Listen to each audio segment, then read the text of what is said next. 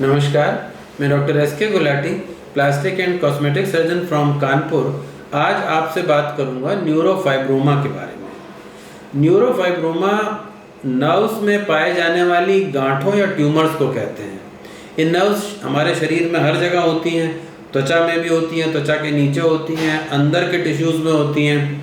तो जो ट्यूमर्स त्वचा की नर्व्स में बनते हैं उनको प्लास्टिक सर्जन्स हटाते हैं, और जो ट्यूमर्स या न्यूरोफाइब्रोमास अंदर की नसों में बनते हैं, नर्व्स में बनते हैं, वो दूसरी स्पेशलिटी के लोग निकालते हैं।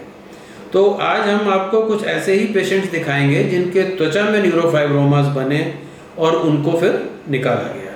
त्वचा में मिलने वाले ये न्यूरोफाइब्रोमास सिंगल हो सकते हैं या मल्टीपल हो सकते हैं। कभी कभी काफ़ी ज़्यादा स्किन में एनलार्जमेंट हो जाता है इन ट्यूमर्स की वजह से, तब उसको प्लेक्सीफॉर्म न्यूरोफाइब्रोमा कहते हैं। जैसा कि आप इन फोटोग्राफ्स में देख रहे हैं, this patient had plexiform neurofibroma of the facial reason.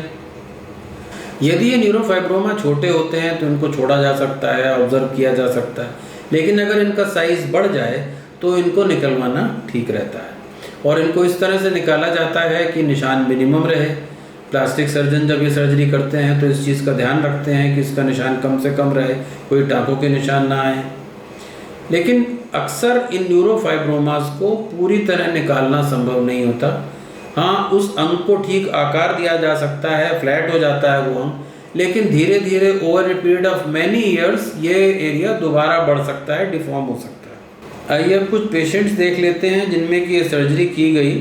इस पेशेंट के फोरहेड पे ये न्यूरोफाइब्रोमा की ग्रोथ थी जिससे आईब्रो डिफॉर्म हो रही थी, और फिर उसकी ये सर्जरी के बाद अर्ली पोस्ट ऑपरेटिव पिक्चर है जिसमें कि वो डिफॉर्मिटी काफ़ी हद तक ठीक हो गई है और स्वेलिंग को हटा दिया गया है।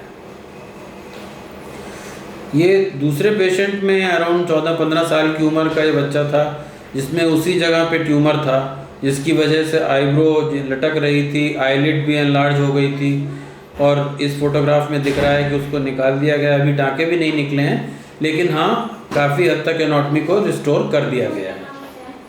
यही बच्चा कुछ समय बाद फिर से आया, करीब 10-15 साल के बाद, तो फिर से ये एनलार्जमेंट हो गया था, आईलिड भी मोटी हो गई थी, और ये इसमें आप देख रहे हैं कि उसकी दोबारा ये सर्जरी की गई है। इस नेक्स्ट पेशेंट में इसके नेज़ोलेबियल रीजन में, नाक के बगल में, होंठ के बगल में ये न्यूरोफाइब्रोमा था और इसको निकाला गया, और ये पोस्ट ऑपरेटिव पिक्चर है जिसमें दिख रहा है कि एनाटॉमी पूरी तरह से रिस्टोर हो गई है और कोई विशेष निशान भी दिखाई नहीं दे रहा। मैं आशा करता हूँ कि इस वीडियो में दी गई जानकारी आपके लिए उपयोगी होगी। नमस्कार।